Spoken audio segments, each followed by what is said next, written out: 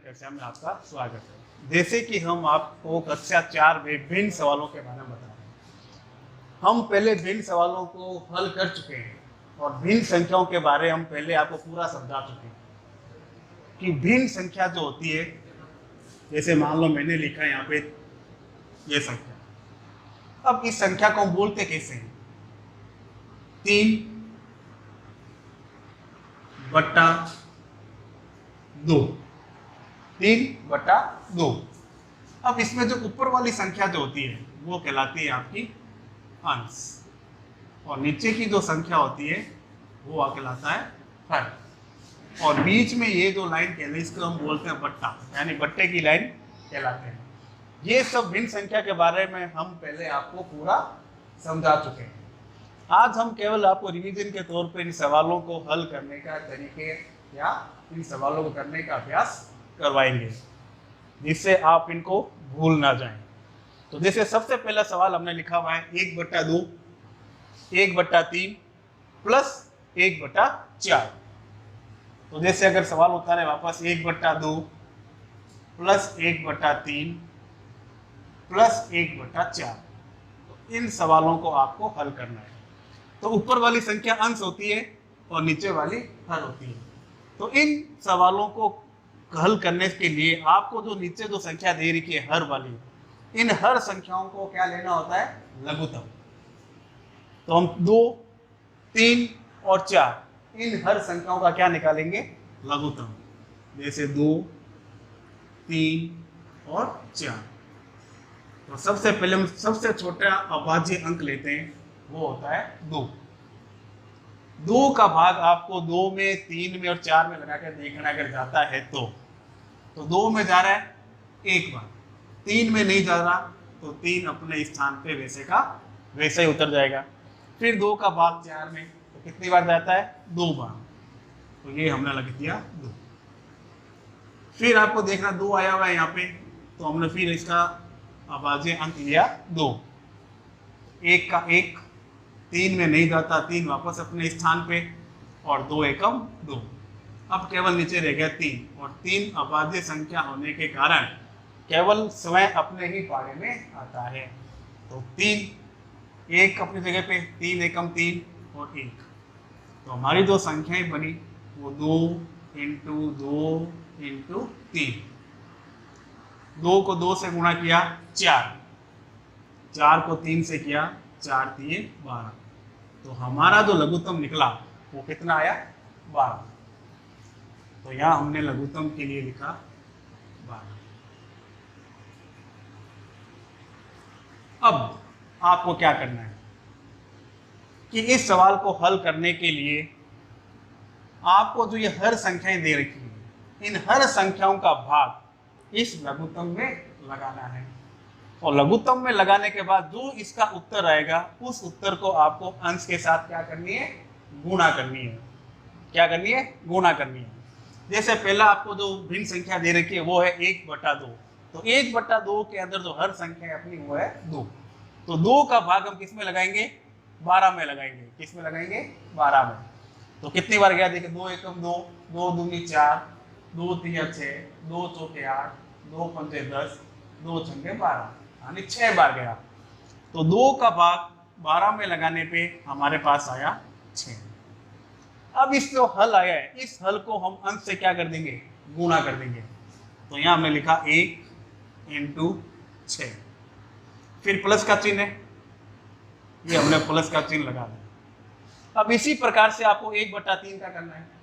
3 का भाग आपको किस में लगाना है? 12 में। 3 एकम 3, 3 दूनी 6, 3 तिया 9, 3 चौके 12। कितनी बार गया? 4 बार। इसमें अंश कितना है? 1। इस 1 को हम इस 4 से क्या कर देंगे? गुणा कर देंगे। 1 × 4 प्लस, फिर अगली भिन्न संख्या है हमारे पास 1/4। तो इस 4 का भाग हमें किसमें लगाना है? 12 में। तो 4 एकम 4, 4 दूनी 8 और 4 तिये 12। तो 4 का भाग 12 में लगाया तब आया 3। अब इसका अंश कितना है? 1। 1 को हमें 3 से क्या करनी है? गुणा। तो 1 × 3। इतना होने के बाद आपको सबसे पहले गुणा कीजिए। 1 को हम 6 से गुणा करेंगे, कितना आएगा 6। फिर प्लस का चिन्ह, 1 को 4 से गुणा किया 4, फिर प्लस का चिन्ह, 1 को 3 से गुणा किया 3 और नीचे बट्टे 12। अब 6 और 4 और 3 को जोड़िए। तो सबसे पहले 6 में कितने जोड़ेंगे 4, 7, 8, 9, 10। फिर 10 में कितने जोड़ने हैं 3, 11, 12, 13। तो टोटल आई अंश के स्थान पे 13 और नीचे हो गया 12। और ये आपका क्या हो जाएगा, आंसर कहलाएगा। तो इस प्रकार से आप इन भिन्न सवालों की जोड़ आसानी से कर सकते हैं। फिर इसी प्रकार का एक सवाल है जिसमें आपको भिन्न संख्याएं दे रखी है, 2/5 प्लस 3/4 प्लस 4/5। तो ये भिन्न सवाल ही है, इसी प्रकार से हल करना है। तो यहाँ पर देखिए अंश के स्थान पर है 2, 3 और 4, हर की जगह पर है 5, 4, 5। यानी आप सबसे पहले क्या करोगे, इन हर संख्याओं का क्या लेना है आपको, लघुत्तम। तो संख्या है 5, 4 और 5। तो सबसे पहले सबसे छोटा भाज्य अंक 2। तो 2 का भाग 5 में तो लगता ही नहीं है, तो 5 अपने स्थान पे आ गया। 4 में जा रहा है 2 बार, फिर 5 अपने स्थान पे, फिर 2 का भाग, तो 5 अपने स्थान पे, 2 एकम 2 और 5 अपने स्थान पे। अब 5 का भाग एक बार, 1 अपने स्थान पे और फिर 5 का एक बार। संख्या रह गई 2 × 2 × 5। तो हमारा लघुत्तम क्या बना, 2 को 2 से गुणा किया 4 और 4 को 5 से किया, 4 पंजे 20। यानी हमारा जो लघुत्तम है वो आया 20। अब तरीका आपको पता ही है, अभी हमने सवाल किया था, आपको इन हर संख्याओं का भाग 20 में लगाना है। आंसर जो आएगा उसको फिर जो अंश संख्याएं दे रखी है उनसे क्या करनी है, गुणा करनी है। तो सबसे पहले 5 का भाग आपको लगाना है 20 में। तो 5 एकम 5, 5 दूनी 10, 5 से 15, 5 चौके 20। कितनी बार गया, 4 बार। यानी 5 का भाग 20 में लगाया तो हमारे पास आंसर आया 4। अब इस 4 को क्या करना है, ये जो अंश संख्या दे रखी है इसके साथ से गुणा करनी है। तो हमने यहाँ लिख दिया 2 × 4, फिर प्लस का चिन्ह, या प्लस का चिन्ह उतार दिया।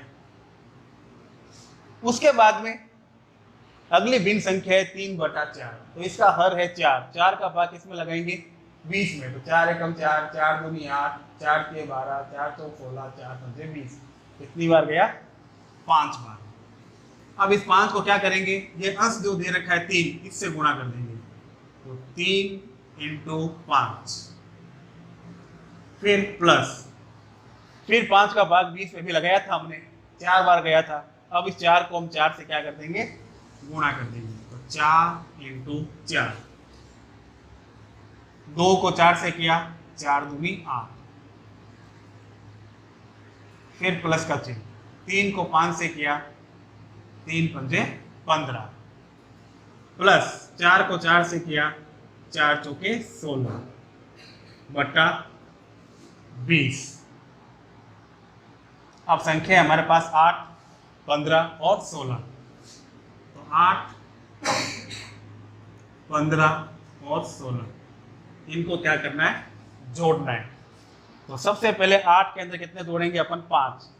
तो 9, 10, 11, 12, 13। कितना आया, 13। अब 13 में कितना जोड़ना है आपको, 6 जोड़ना है। 14, 15, 16, 17, 18, 19। तो 19 का 9, हासिल रह गई 1। फिर 1 रेख 2, 2 रेख 3, टोटल आया 39। तो अंशों को जोड़ने पर आया 39 और हमारा हर हो गया 20। तो आंसर हुआ हमारा 39/20। तो इस प्रकार से आपको दी गई भिन्न संख्याओं की आप जोड़ आसानी से कर सकते हैं। आप वापस सवाल को उतारिए, फिर बिना देखा देख इनको हल करने का अभ्यास कीजिए। धन्यवाद। कक्षा में आपका स्वागत है। जैसे कि हम आपको कक्षा 4 के अंदर अंग्रेजी विषय का अध्ययन करा रहे हैं और इसके अंदर हम आपको आज इज एम आर का प्रयोग का नियम बताएंगे। वैसे हम इज एम आर का प्रयोग हम पहले कर चुके हैं, लेकिन एक बार फिर आपको रिवीजन के रूप में इसको वापस करवा रहे हैं।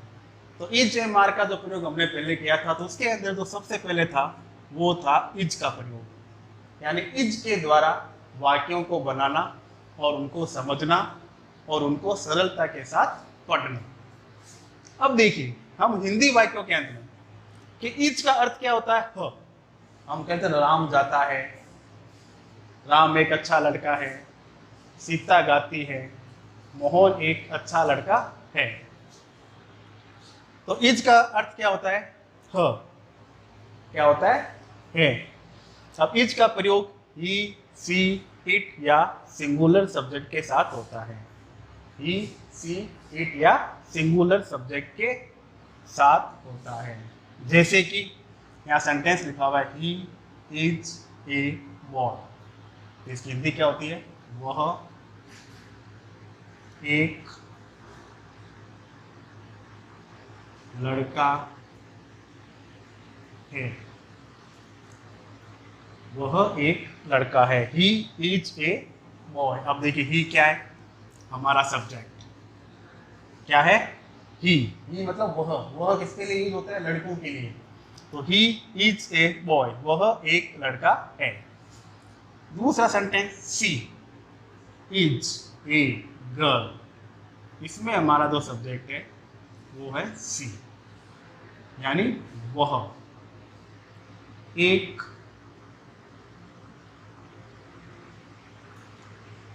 लड़की है। वह एक लड़की है। अब देखिए, यहाँ भी वह, यहाँ भी वह, दोनों में वह कैसे? ही, ये आता है लड़कों के लिए। SHEC इसका यूज होता है लड़कियों के लिए। फिर जो तीसरा है हमारा सेंटेंस वो है इट इज ए काउ, यानी यह एक गाय है। तो इसके अंदर जो हमारा सब्जेक्ट है वो है इट और गाय। तो इसकी हिंदी बनी, यह एक गाय है। और चौथा सेंटेंस है वह Ram is a good boy. तो इसके अंदर जो हमारा सब्जेक्ट है वो है राम। राम क्या है? सिंगुलर वर्ड है, यानी एक व्यक्ति का नाम दिया हुआ है। क्या दे रखा है इसमें? एक व्यक्ति का नाम दे रखा है। तो Ram is a good boy. तो राम एक अच्छा लड़का है। तो आपको बात यही ध्यान रखनी है कि इज का प्रयोग कहाँ किया जाता है? जब आपका सब्जेक्ट ही हो या सी हो या इट हो या सिंगुलर वर्ड या सिंगुलर सब्जेक्ट हो।